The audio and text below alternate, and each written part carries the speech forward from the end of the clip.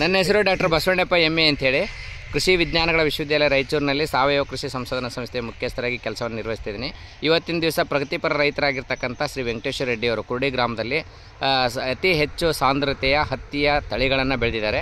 ಅದರ ಬಗ್ಗೆ ಅವರ ಅನುಭವವನ್ನು ಕೇಳೋಣ. ಅದ್ರ ಜೊತೆಗೆ ನಮ್ಮ ಡಾಕ್ಟರ್ ಭೀಮಣ್ಣ ಸರ್ ಕೀಟ ತಜ್ಞರು ಮತ್ತು ನಿವೃತ್ತ ಡೀನ್ ಆಗಿರ್ತಕ್ಕಂಥ ಭೀಮಣ್ಣ ಸರ್ ಇದ್ದಾರೆ. ಅವರು ಇದರ ಬಗ್ಗೆ ಒಂದೆರಡು ಮಾತು ಹೇಳಿದ ಮೇಲೆ ನಾವು ವೆಂಕಟೇಶ್ವರ ರೆಡ್ಡಿಯವರ ಅನುಭವವನ್ನು ನಾವು ಕೇಳೋಣ. ಎಲ್ಲ ರೈತರಿಗೆ ನಮಸ್ಕಾರಗಳು.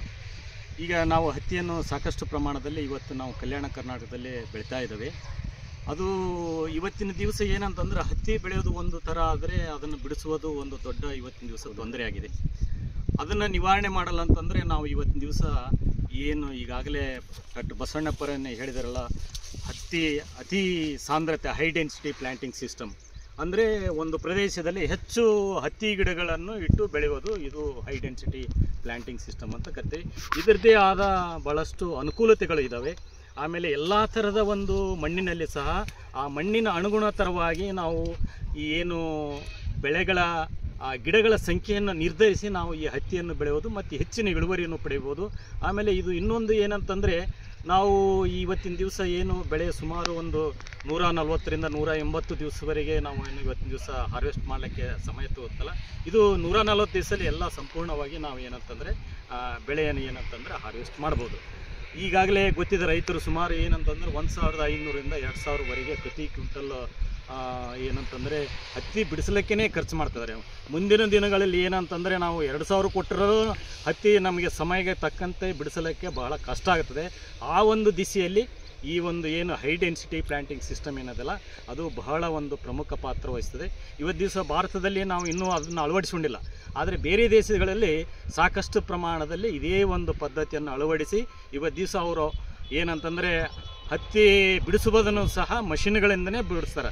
ನಾವು ಇವತ್ತಿನ ದಿವಸ ನಾವೇನು ಈ ಪದ್ಧತಿ ಅಳವಡಿಸಿಕೊಂಡಿದ್ದೀವಲ್ಲ, ಆ ಪದ್ಧತಿಯಿಂದ ಆ ಮಷಿನ್ಗಳು ಅಲ್ಲಿ ಏನಂದರೆ ಕೆಲಸ ಮಾಡೋಕ್ಕೆ ಸಾಧ್ಯ ಇಲ್ಲ. ಅದಕ್ಕಾಗಿ ನಾವು ಹೈ ಡೆನ್ಸಿಟಿ ಪ್ಲ್ಯಾಂಟಿಂಗ್ ಸಿಸ್ಟಮ್ ಅಳವಡಿಸಿದರೆ ನಾವು ಡೆಫಿನೆಟ್ ಆಗಿ ಮುಂದಿನ ದಿನಗಳಲ್ಲಿ ಏನಂತಾರೆ ಹತ್ತಿಯನ್ನು ಈ ಮಷಿನ್ಗಳಿಂದ ಬಿಡಿಸಲಿಕ್ಕೆ ಸರ್. ಈಗ ಹೈ ಡೆನ್ಸಿಟಿ ಪ್ಲ್ಯಾಂಟಿಂಗಿಗೆ ಏನಾದರೂ ನಿರ್ದಿಷ್ಟವಾಗಿರ್ತಕ್ಕಂಥ ತಳಿಗಳೇನಾದರೂ ಇದ್ದಾವೆ ಸರ್? ಇವತ್ತಿನ ದಿವಸ ಏನಂತಂದರೆ ಇನ್ನೂ ನಮ್ಮ ಭಾರತ ದೇಶದಲ್ಲಿ, ಯಾಕಂದರೆ ಇಲ್ಲಿ ಪ್ರತಿ ಎಕರೆಗೆ ಬೀಜಗಳು ಏನಂತಾರೆ ಬಹಳ ಪ್ರಮಾಣದಲ್ಲಿ ಬೇಕಾಗ್ತದೆ. ಅದಕ್ಕೆ ಇವತ್ತಿನ ದಿವಸ ಹೈಬ್ರಿಡ್ ಅಂತ ತೆಗೆದುಕೊಂಡ್ರೆ ಸಾಕಷ್ಟು ಪ್ರಮಾಣದಲ್ಲಿ ಅದಕ್ಕೆ ಆದ ಒಂದು ಪ್ರತಿ ಎಕರೆಗೆ ಜಾಸ್ತಿ ಖರ್ಚಾಗುತ್ತೆ. ಅದಕ್ಕಾಗಿ ಮುಂದಿನ ದಿನಗಳಲ್ಲಿ ನಮ್ಮ ಈಗಾಗಲೇ ಸಂಶೋಧನೆ ನಡೆದಿದೆ. ಅದಕ್ಕಾಗಿ ನಾವು ಕೃಷಿ ವಿಶ್ವವಿದ್ಯಾಲಯ ರಾಯಚೂರು ಆಗಿರ್ಬೋದು ಅಥವಾ ಕೇಂದ್ರ ಹತ್ತಿ ಸಂಶೋಧನೆ ಕೇಂದ್ರ ನಾಗ್ಪುರ, ಅಲ್ಲೆಲ್ಲ ಸಂಶೋಧನೆ ನಡೆದಿದೆ. ಈಗಾಗಲೇ ಕೆಲವೊಂದು ಏನಂತಂದರೆ ಸಂಶೋಧನಾ ಹಂತದಲ್ಲಿದೆ. ಮುಂದಿನ ದಿನಗಳಲ್ಲಿ ಆ ತಳಿಗಳು ಬರ್ತವೆ. ತಳಿಗಳು ಬಂದಾದರೆ ಈ ಒಂದು ಹೈ ಡೆನ್ಸಿಟಿ ಪ್ಲ್ಯಾಂಟಿಂಗ್ ಸಿಸ್ಟಮ್ನಲ್ಲಿ ನಾವು ಹತ್ತಿ ಬೆಳೆಯೋದಾದರೆ ಭಾಳ ಸೂಕ್ತ ಆಗುತ್ತೆ. ಸೊ ಈಗ ನಾವು ವೆಂಕಟೇಶ್ವರ ರೆಡ್ಡಿಯವರು ಈಗ ಹೆಚ್ಚಿನ ಸಾಂದ್ರತೆಯಲ್ಲಿ ಬೆಳೆದಿರ್ತಕ್ಕಂಥ ಹತ್ತಿಯನ್ನು ಕ್ಷೇತ್ರಕ್ಕೆ ವೀಕ್ಷಣೆ ಮಾಡಿದ್ದೀವಿ. ಅವರು ಇದನ್ನು ಬೆಳಿಬೇಕು ಅಂತ ಯಾಕೆ ಮನಸ್ಸಿನಲ್ಲಿ ಬಂತು ಮತ್ತು ಯಾವ್ಯಾವ ತಳಿಗಳನ್ನು ಬೆಳೆದಿರಾ ಅಂಥೇಳಿ ನಿಮ್ಮ ಅನುಭವವನ್ನು ಹೇಳ್ಕೊಳ್ತೀರಾ ಸರ್? ನಾನು ಹೋದ ವರ್ಷ ಒಂದು ಕಾವೇರಿ ಸೀಡ್ಸ್ನವರು ಒಂದು ಇಂಟ್ರೊಡ್ಯೂಸ್ ಮಾಡಿದರು ನನಗೆ. ಒಂದು ವೆರೈಟಿ ಹೆಚ್ಚಿಗೆ ಸಾಂದ್ರತೆಯಲ್ಲಿ ನೀವು ಬೆಳೆಸಿದರೆ ಇಳುವರಿ ಏನು ಕಡಿಮೆ ಆಗಲ್ಲ, ಇದು ಒಂದು ಸಲ ನೋಡೋಣ ನಿಮ್ಮ ಏರಿಯಾಕ್ಕೆ ಅನುಕೂಲವಾದಂಥ ವೆರೈಟಿ ಐತೆ ಇಲ್ಲ ಅಂತ. ನಮ್ಮಲ್ಲಿ ಆವಾಗ ನಾವು ಸಕ್ಸಸ್ ಮಳೆ ಅತಿ ಕಡಿಮೆ ಮಳೆ ಇದ್ದರೂ ಸಹಿತ ನನಗೆ 13ರಿಂದ 15 ಕ್ವಿಂಟಾಲ್ ನನಗೆ ಬಂದಿದೆ. ಹಾಗಾಗಿ ನಾವು ಈಗ ಎಲ್ಲ ಕಂಪನಿಗಳನ್ನು ಮಾಡ್ತಾ ಇದ್ದಾವೆ. US ಅಗ್ರಿ ಕಂಪನಿ ಮಾಡ್ತಾ ಇದೆ, ಕಾವೇರಿ ಸೀಡ್ಸು ಮತ್ತು ಬೇರೆ ಬೇರೆ ಕಂಪನಿಗಳನ್ನು, ರಾಶಿ. ಈಗ ಅಂತರ ಮುಂದಿನ ದಿನಗಳಲ್ಲಿ ಕೂಲಿ ಕಾರ್ಮಿಕರನ್ನು ಕಡಿಮೆಯಿಂದ ಮಿಷನ್ಗಳಿಂದ ಹತ್ತಿ ತೆಗೆಯುವಂಥ ಪದ್ಧತಿಗೆ ಈ ಹೈ ಡೆನ್ಸಿಟಿ ವೆರೈಟಿಗಳು ಸೂಕ್ತವಾದಂತ ಹೇಳಿ ಇವು ಕಂಪನಿಗಳು ರೆಡಿ ಮಾಡ್ತಾ ಇದ್ದಾವೆ.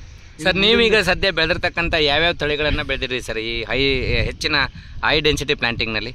ಸರ್, ಈಗ ಕಾವೇರಿ ಸೀಡ್ಸ್ KCH 9290 ಅಂತ ಒಂದು ವೆರೈಟಿ ಹಾಕಿದ್ದೀನಿ. ಆಮೇಲೆ US ಅಗ್ರಿ 4823 ಅಂತ ಇನ್ನೊಂದು ನಾಗ್ಪುರ್ ವೆರೈಟಿ, ಒಂದು 3 ವೆರೈಟಿಯನ್ನು ಈ ವರ್ಷ ನಾನು ಇದು ಮಾಡ್ತಾ ಇದ್ದೀವಿ ಸರ್. ಈಗ ಮಾಮೂಲಿ ಹತ್ತಿ ಬೆಳೆಯೋದಕ್ಕೂ ಮತ್ತು ಈ ಹೆಚ್ಚಿನ ಸಾಂದ್ರತೆಯಲ್ಲಿ ಬೆಳೀತಕ್ಕಂಥ ಹತ್ತಿಗೂ ಏನಾದ್ರೂ ವ್ಯತ್ಯಾಸ ಇದೆಯಾ ಸರ್? ವ್ಯತ್ಯಾಸ ಇದೆ ಸರ್. ಇವು ಏನಂದರೆ ಎತ್ತರ ಬೆಳೆಯಲ್ಲ.